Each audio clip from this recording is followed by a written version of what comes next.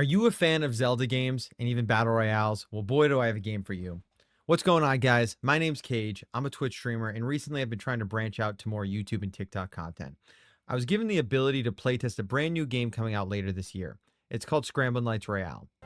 Scramble Knights Royale is a 32-person modern battle royale that's set with that retro adventure feel that kind of feels like you're playing an old Zelda game, and honestly, it has me hooked. You start the game by jumping onto a giant archipelago filled with towns, dungeons, and even quests from NPCs that you can do throughout your journey. All the while, you try to make yourself to be the very last player left standing. So let's jump into how the game works, and if you like what you see down below, feel free to give me a like and maybe subscribe. It means a lot. In Scramble Knights Royale, there are three main phases of the game you'll go through as you hack, slash, and loot yourself to victory.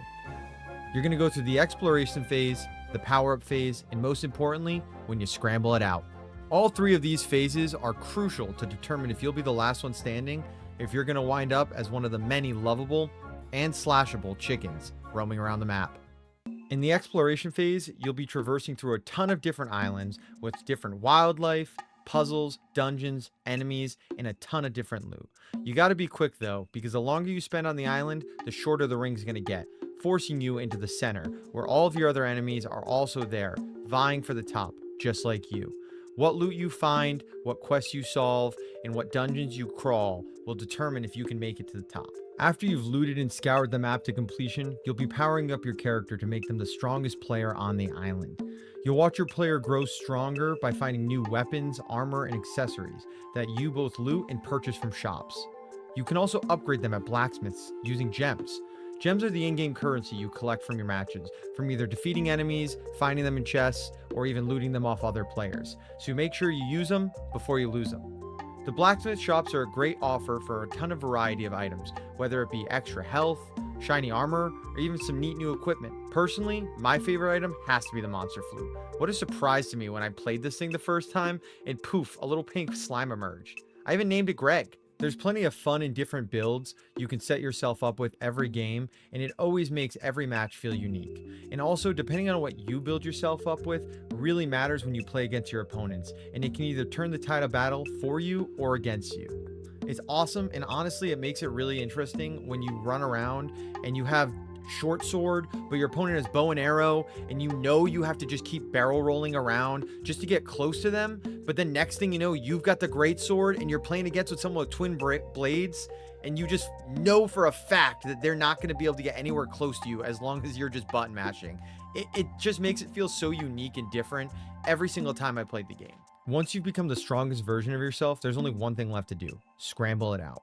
Whenever you become face to face with another knight, you'll need to outskill them in strategic combat with the unique build you forge. In Scramble Knights Royale, every weapon has a playstyle different from the other, and it's yet another detail that you'll have to account for while engaging in combat. Feeling like fighting your opponent from afar?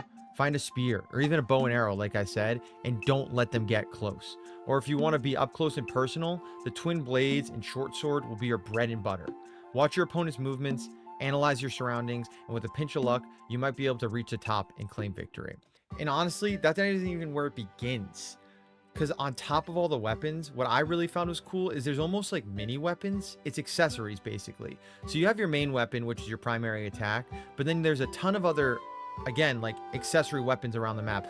There's the flute that I mentioned. There's a lantern that you can throw fire at people, an ice wand. There's even a fishing pole, which is way better than you think it is. You can reel it out and it goes really far, and if you nail someone, you yoink them back to you. It literally feels like you've just got a command grab, and especially if you have a high damaging weapon, the combos are endless with that. It's super fun, and the combinations between the accessories and main weapons almost feels endless with how many there's already in the game. I could tell playing my first match of Scramble Knights Royale that there was a ton of love put into this game. But honestly, it's what I saw before getting into the match that really sold me and hooked me in. As soon as you boot up the game, you can immediately find a customization menu you can interact with before you make your way to the island for the first time. Customizing your character allows you to stand out from the rest, and it really shows off what makes you, you. And with promises of more cosmetics coming through in-game updates, it's really reassuring to know that options aren't going to be limited. I genuinely wish you had my audio recording while I was in the private playtest, because when I was making my character, as soon as I saw I could give myself the Super Saiyan hair, it was instantly over for everybody else. There were just so many options in everything from hairstyle, nose length, ear length. I even could give myself like the Pinocchio nose. It was really fun. I probably spent like 15-20 minutes just making my character. I literally missed the first round of matches. When the developers pinged us, I was still in the custom character builder.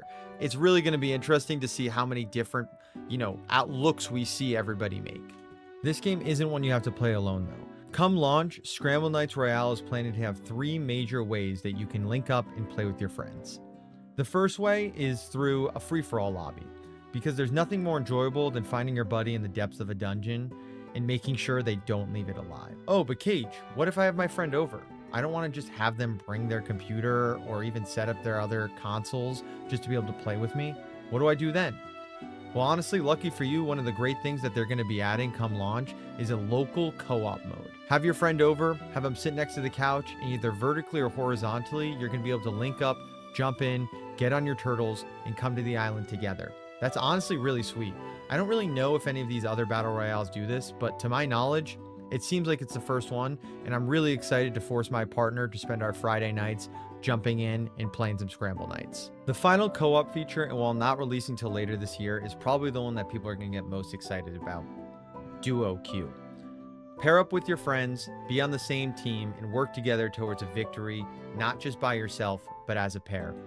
Personally, as someone who does play Battle Royales, I really never got into playing it by myself, so when I saw that there was a duo queue and I tested this game out, that's really what I'm looking forward to. Jumping in with some of my buddies, getting in a Discord call, and being able to grind ourselves out to a victory together. Also, now I don't have to worry about them killing me. Not that free-for-all isn't fun, but I do not trust my friends. I will say though, this is still a very early version of the game. With all these early versions, you have to expect a little bit of hiccups, and from my playtest, there were a couple things that I did notice, but honestly, they're pretty small. Minor networking issues, a little bit of audio delay and lag, and a couple times I ran into this one issue where my controller wasn't reading its inputs, and like I was trying to throw a bomb, but instead it wasn't throwing it, so I'm just holding a bomb up and just blowing up in front of like 4 different people looking like an idiot. Very small things though, and never really took myself out of the game. And on top of it, what was really nice is there was constant developer feedback while we were playing. And, myself and a couple others would bring this up, and it was almost instantly talked about, jotted down, and told that they were going to work on. Based off what I played, I kind of do have the faith that it's going to get fixed.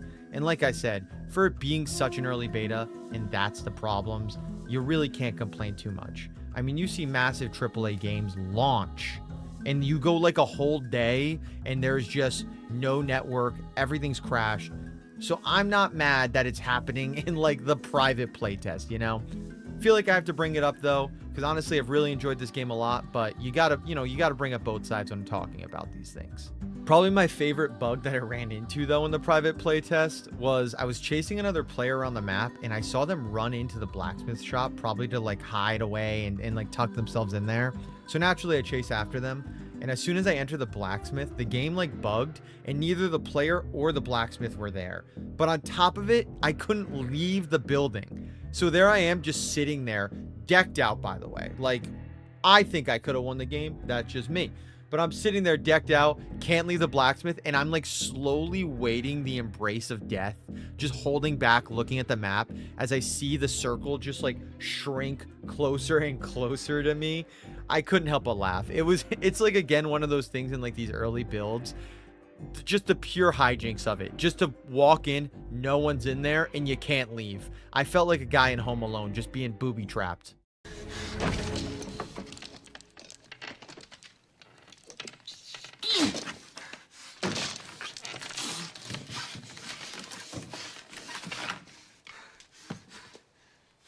It's really been a blast jumping into this game, and thanks to the developers of Funktronics Labs for even giving me the chance to play it early. There's actually an open playtest happening this weekend at the time of the recording, January 9th to the 11th. So if you're on Steam or PC and this at all has interested you, I highly recommend jumping on, giving it a shot, seeing if it's your cup of tea. I'll be live streaming it on Twitch, so if you're interested in that too, definitely check it out below. But the old retro vibe with the modern Battle Royale feel just hit these old 28-year-old man bones so right. I really can't wait to get more into it, see if I can get a couple wins under my belt, and even give them more feedback because I was really impressed by how much they were listening to us when we were playing it the other day.